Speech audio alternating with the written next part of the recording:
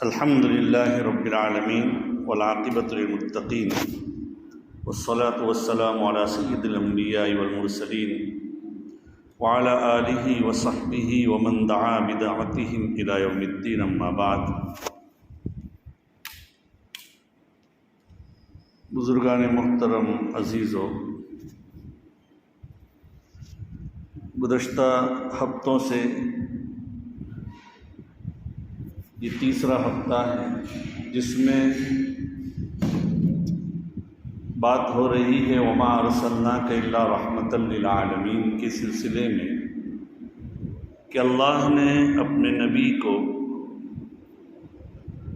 عالمین کے لیے، ساری دنیاؤں کے لیے رحمۃ للعالمین بنا کر بھیجا، اور اس سلسلے میں بہت ساری باتیں قرآن و حدیث سے پیش کی گئی۔ آپ صلی اللہ علیہ وسلم کی رحمت کی وسعتیں اور ذوافشانیاں معاشرے کے ہر طبقے کے لیے تھی۔ بتلایا گیا تھا کہ علماء کے لیے بھی آپ کی وسعتیں تھیں رحمت کی، طلباء کے لیے بھی تھی، اللہ کے راستے میں جو لوگ نکلتے ہیں ان کے لیے بھی اللہ کی رحمت کی، اللہ کے رسول صلی اللہ علیہ وسلم کی رحمت للعالمین کی وسعتیں معلوم ہو رہی ہیں۔ قرآن پاک میں ہے ذَلِكَ بِأَنَّهُمْ لَا يُصِيبُهُمْ ظَمَأٌ وَلَا نَصَبٌ وَلَا مَخْمَصَةٌ فِي سَبِيلِ اللَّهِ وَلَا يَطَئُونَ مَوْطِئًا يَغِيظُ الْكُفَّارَ وَلَا يَنَالُونَ مِنْ عَدُوٍّ نَيْلًا إِلَّا كُتِبَ لَهُمْ بِهِ عَمَلٌ صَالِحٌ۔ یہ بتلانا مقصود ہے اس آیت کریمہ میں کہ اللہ کی طرف سے، اللہ کے راستے میں جو لوگ نکلتے ہیں ان کی ہر بات پر اجر لکھا جاتا ہے۔ اگر ان کو پیاس لگتی ہے، کانٹا یا بھوک لگتا ہے اللہ کے راستے میں، یا کوئی بھی اللہ کے راستے میں وہ اقدام کرتے ہیں، یا غیروں سے ان کو کوئی تکلیف پہنچتی ہے، ان تمام کے بدلے میں اعمال صالحہ اور ان کی نیکی لکھی جاتی ہے۔ تو نبی اکرم صلی اللہ علیہ وسلم کی رحمت کی وسعتیں ان کے لیے بھی تھی جو اللہ کے راستے میں نکلنے والے ہیں۔ اسی طریقے سے نبی اکرم صلی اللہ علیہ وسلم کی رحمت کی وسعتیں جو لوگ اللہ کے راستے میں نہیں نکلتے بلکہ دنیا کے اعتبار سے لگتے ایسے ہیں کہ وہ لوگ تجارت پیشہ ہیں، دھندا کرتے ہیں، دھندا کرنے والے لوگوں کے لیے بھی نبی اکرم صلی اللہ علیہ وسلم کی وسعتیں تھی رحمت کی۔ روایت میں آتا ہے عن ابی ہریرہ رضی اللہ تعالی عنہ قال قال رسول اللہ صلی اللہ علیہ وسلم ثلاثۃ یظلهم اللہ فی ظلہ یوم لا ظل الا ظلہ، التاجر الامین والامام المقتصد وراعی الشمس بالنہار۔ تین قسم کے لوگ، ابو ہریرہ رضی اللہ تعالیٰ عنہ فرماتے ہیں، اخرجہ الحاکم، تین قسم کے لوگ ایسے ہیں جن کو اللہ کل قیامت کے دن اپنے سائے میں سایہ افگن کریں گے، سایہ دیں گے، جس دن کوئی سایہ نہیں ہوگا، قیامت کے دن اللہ کے عرش کا سایہ ہوگا۔ ان تین کے اندر ایک امانت دار تاجر ہے، التاجر الامین۔ ایک اور روایت میں ہے التاجر الامین الصدوق مع الشہداء یوم القیامہ، ایماندار جو تاجر ہوتا ہے کل قیامت کے دن وہ شہداء کے ساتھ اس کا حشر ہوگا۔ اور شہید لوگوں کا درجہ کیا ہے؟ قرآن پاک میں جو درجات بتلائے گئے ہیں، سب سے پہلے اولئک الذین انعم اللہ علیہم من النبیین والصدیقین والشہداء والصالحین، پہلا درجہ انبیاء کا ہے، پھر صدیقین کا ہے، پھر شہداء کا، نیک اللہ کے راستے میں شہید۔ تو ایسا آدمی جو تجارت کرتا ہے اور اپنی تجارت میں سچ کو لازم پکڑتا ہے، صدوق کہا، ایسا آدمی جو اپنی تجارت کے اندر سچا ہے، تو وہ کل قیامت کے دن شہداء کے ساتھ اس کا حشر کر دیا جائے گا۔ یہ نبی اکرم صلی اللہ علیہ وسلم کی، چونکہ آپ ساری، اور صرف اسی دنیا کے لیے نہیں، سارے جہانوں کے لیے نبی اکرم صلی اللہ علیہ وسلم رحمت للعالمین بنائے گئے، صرف اسی امت کے لیے نہیں بلکہ امم ماضیہ کے لیے بھی آپ کی رحمت للعالمین کا ظہور ہے۔ اگرچہ روایات ایک درجے میں تھوڑی یہ ہے، لیکن حدیث میں لولا کنت لما خلقت الافلاق، اگر آپ نہ ہوتے تو یہ ساری دنیا میں نہ پیدا کرتا۔ میں اس سلسلے میں مزید وضاحت بھی کروں گا انشاءاللہ، یہ مضمون آئندہ ہفتے بھی چلے گا ایسا لگتا ہے۔ تو نبی اکرم صلی اللہ علیہ وسلم کی رحمت للعالمین کا اثر جہاں تاجروں پر تھا وہاں پڑوسیوں کے لیے بھی تھا۔ نبی نے ہمیں پڑوسیوں کے حقوق کا بڑا احترام سکھلایا ہے، پڑوسیوں کے بارے میں بڑی تاکید فرمائی ہے۔ اور نبی اکرم صلی اللہ علیہ وسلم ایک روایت میں، بخاری شریف کی روایت ہے، عن ابن عمر رضی اللہ تعالی عنہما قال قال رسول اللہ صلی اللہ علیہ وسلم ما زال جبرائیل یوصینی بالجار حتی ظننت انہ سیورثہ، مجھے جبرائیل امین برابر وصیت کرتے رہے پڑوسی کے بارے میں کہ پڑوسی کا خیال کرو، پڑوسی کا یہ کرو، پڑوسی کے ساتھ اچھا سلوک کرو۔ نبی اکرم صلی اللہ علیہ وسلم فرماتے ہیں کہ جبرائیل مجھے برابر تاکید کرتے رہے پڑوسی کے حق کے بارے میں، یہاں تک کہ مجھے یہ گمان ہونے لگا کہ کہیں اس کو وارث بھی نہ بنا دیا جائے، اس کو پڑوسی کو اپنے میراث میں شریک کر دیا جائے گا۔ تو اس میں بھی یہ معلوم ہوا کہ نبی اکرم صلی اللہ علیہ وسلم کی رحمت للعالمین کا اثر یہ پڑوسیوں کے اوپر بھی ظاہر، یتیموں کے اوپر بھی نبی اکرم صلی اللہ علیہ وسلم کے رحمت للعالمین کا اثر ظاہر۔ آپ کو گزشتہ ہفتے بتلایا گیا تھا، وہ ایک صحابی کی عورت نبی اکرم صلی اللہ علیہ وسلم کے پاس آئی تھی اور کہنے لگی کہ بیٹیوں کا نکاح بغیر مال کے تو ہوتا نہیں، اور چچا سارا لے گیا، تو وہ بھی تو یتیم تھی۔ ایک اور موقع پر نبی اکرم صلی اللہ علیہ وسلم نے فرمایا ان سہل بن سعد رضی اللہ تعالی عنہ عن النبی صلی اللہ علیہ وسلم انا وکافل الیتیم فی الجنت ہکذا، میں اور یتیم کی پرورش کرنے والا کل قیامت کے دن اس طرح ہوں گے جیسے انگلیاں اپنی ملائی۔ اس کے ضمن میں نے بتلایا تھا کہ بھئی ساتھ میں ہونے کا مطلب کیا ہے۔ تو بہرحال یتیم کی جو پرورش کرنے والے ہیں ان کا مقام بھی کل قیامت کے دن ایسا ہوگا۔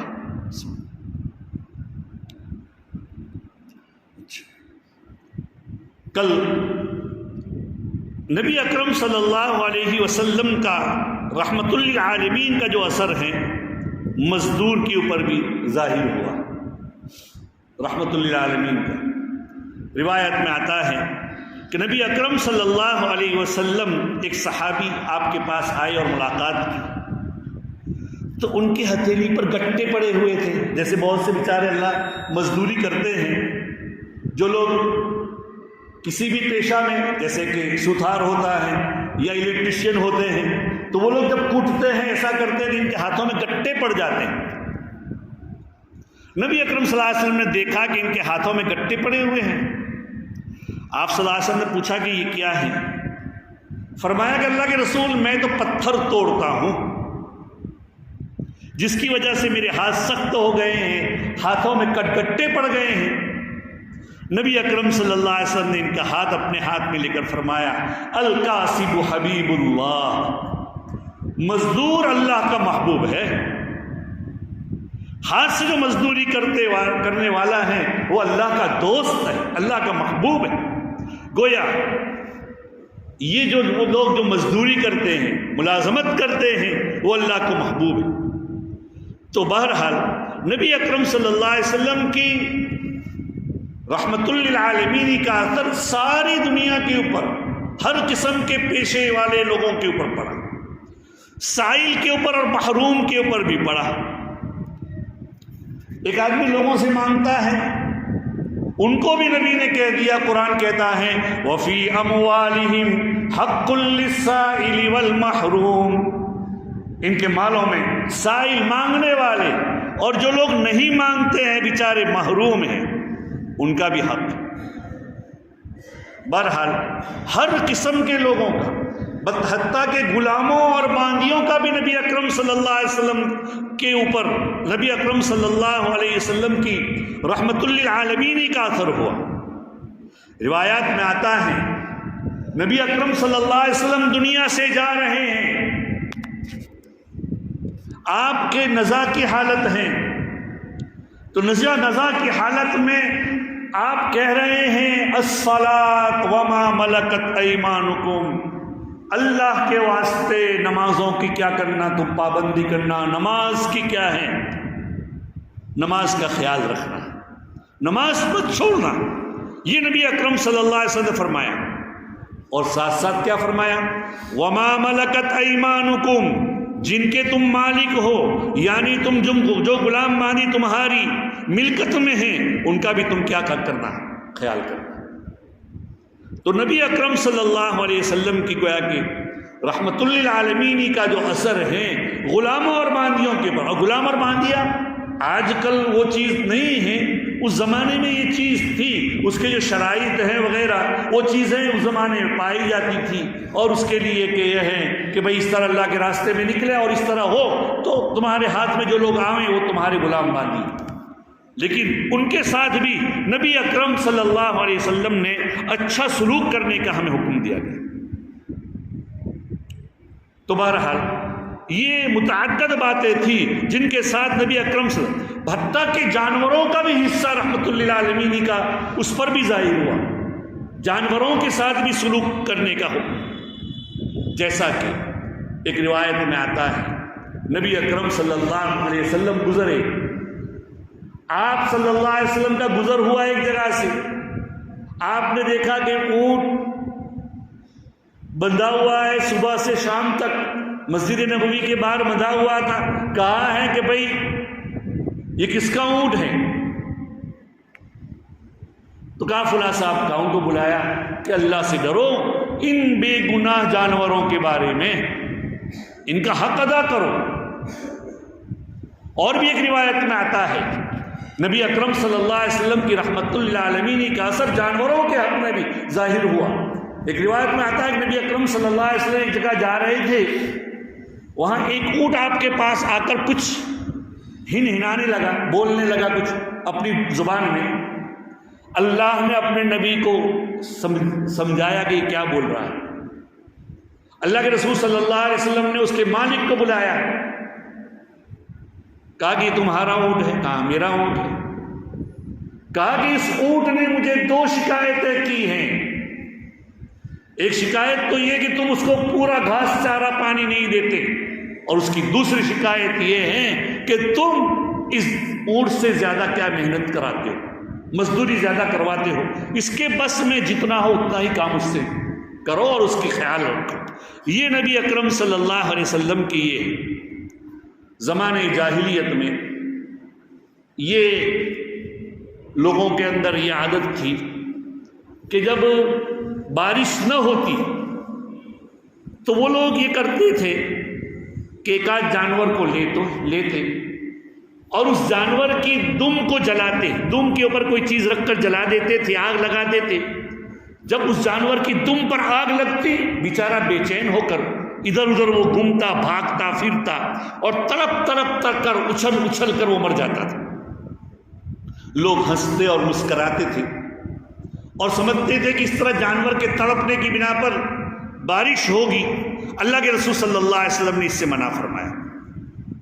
تو بہرحال نبی اکرم صلی اللہ علیہ وسلم نے آپ صلی اللہ علیہ وسلم کی جو رحمت للعالمین کا جو اثر ہے وہ اس کے اوپر بھی، نبی اکرم صلی اللہ علیہ وسلم کی رحمت للعالمین کا جو اثر تھا وہ رحمت للعالمین کا اثر درختوں کے اوپر بھی اللہ تعالیٰ نے ظاہر فرمایا۔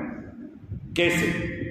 نبی اکرم صلی اللہ علیہ وسلم نے فرمایا کہ بھئی درختوں کے نیچے تم پیشاب پاخانہ مت کرو۔ کیوں بھائی؟ صحابہ نے پوچھا، اس کا بھی سایہ ہوتا ہے، اور کہا کہ دیکھو اس کا سایہ گھٹتا ہے یا بڑھتا ہے؟ کہا گھٹتا بھی ہے بڑھتا بھی ہے، کہ اس کا یہ سایہ گھٹنا اور بڑھنا یہ اس کی عبادت ہے۔ یہ نبی اکرم صلی اللہ علیہ وسلم نے فرمایا اس کا سایہ کا یہ گھٹنا اور یہ بڑھنا یہ اس کی عبادت ہے، تو اس کی عبادت کا یہ تقاضا ہے کہ اس کے نیچے پیشاب نہ کیا جائے۔ یہ نبی اکرم صلی اللہ علیہ وسلم نے فرمایا۔ نبی اکرم صلی اللہ علیہ وسلم کی جو رحمت للعالمین کا اثر تھا وہ جناتوں کے اوپر بھی تھا۔ نبی اکرم صلی اللہ علیہ وسلم روایات میں آتا ہے کہ نبی اکرم صلی اللہ علیہ وسلم جناتوں کے پاس تبلیغ کے لیے گئے، اور ایک آدھ مرتبہ نہیں، روایات سے معلوم ہوتا ہے 6 مرتبہ نبی اکرم صلی اللہ علیہ وسلم جناتوں کے پاس گئے۔ سیدنا عبداللہ بن مسعود رضی اللہ تعالیٰ عنہ فرماتے ہیں اپنے ایک واقعے میں وہ شریک تھے، جناتوں کی جب تبلیغ کے لیے گئے کہ مجھے ایک جگہ پر اللہ کے رسول نے بٹھایا اور کہا کہ وہاں گول دائرہ کیا، حصار کیا، گویا کہ بندش کی، اور کہا کہ یہیں بیٹھے رہو، اس سے باہر مت نکلنا۔ اور نبی اکرم صلی اللہ علیہ وسلم کوئی بات کسی کو کہے تو اس کو ماننا پڑتا ہے، اس میں حکمتیں ہوتی ہیں۔ نبی کی بات کے اوپر علتیں تلاش نہیں کی جاتی۔ ہم اور آپ ہوتے تو آپ کیوں ہم کو یہاں بٹھاتے ہیں، کیوں ایسا گول دائرہ کیا، یہ ہم سوال کرتے ہیں۔ اسی لیے علماء کہتے ہیں کہ نبی کی بات کے اوپر جیسے چون چرا نہیں ہوتی، ایسے جو علماء ربانیین ہوتے ہیں وہ اگر کوئی بات بتلائے تو اس میں چون چرا نہ کہیں، ان کی باتیں بڑی حکمت کی باتیں ہوتی ہیں، ہر چیز آپ کے سامنے آیا بیان نہیں کر سکتے۔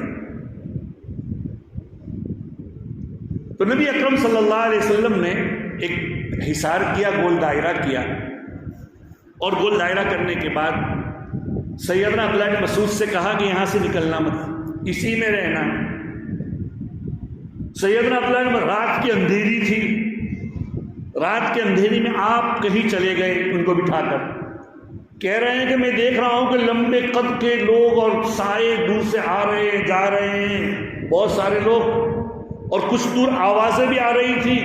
میرا دل بھی ہو رہا تھا کہ میری غیر حاضری میں کچھ ایسا نہ ہو جائے میں وہاں جاؤں، لیکن نبی کی وہ بات یاد آ گئی کہ اس سے باہر مت نکلنا۔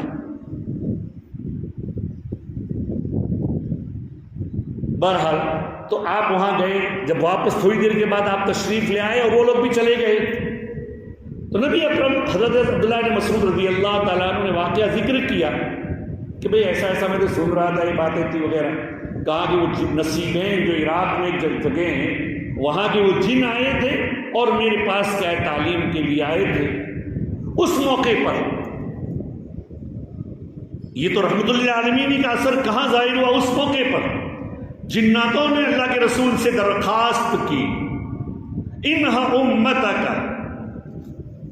آپ اپنی امت کو روکیے کہ وہ ہڈیوں سے اور گوبر سے استنجا نہ کرے، یا اس کے اوپر پیشاب وغیرہ نہ کرے، اس سے استنجا نہ کرے، صفائی نہ کرے گوبر وغیرہ کے اوپر، اس لیے کہ اللہ نے اس میں ہمارے لیے رزق رکھا ہے۔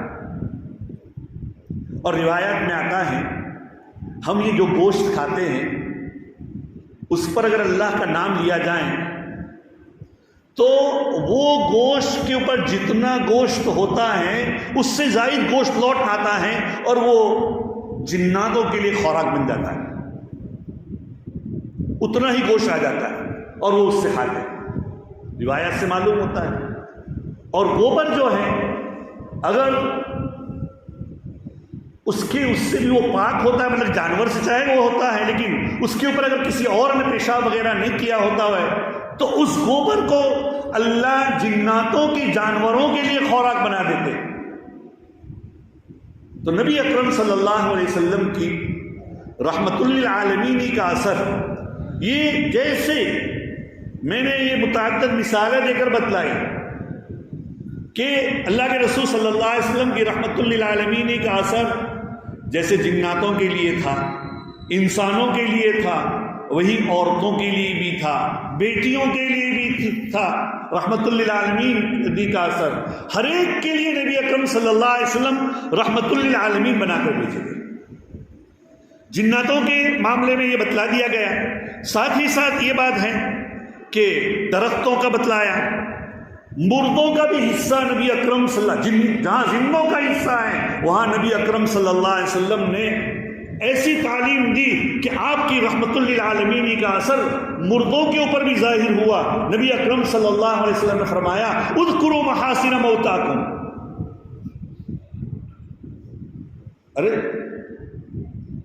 فإنهم أفضوا إلى ما قدموا أو كما قال علیہ الصلوۃ والسلام، کہ تم جو آدمی مر گئے ہیں ان کی اچھائیوں کو ذکر کرو، ان کی برائیوں سے احتیاط کرو.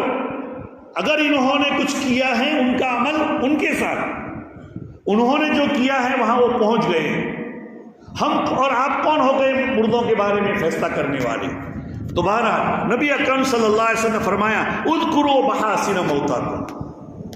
پھر زندوں کے لیے، مردوں کے لیے، مردوں کے لیے، عورتوں کے لیے، بچوں کے لیے، مزدوروں کے لیے، تاجروں کے لیے، ہر ایک کے لیے، اور بھی کتنے میں نے گنوائے، ہر ایک کے لیے نبی اکرم صلی اللہ علیہ وسلم کی رحمت للعالمین کا اثر ظاہر ہوا.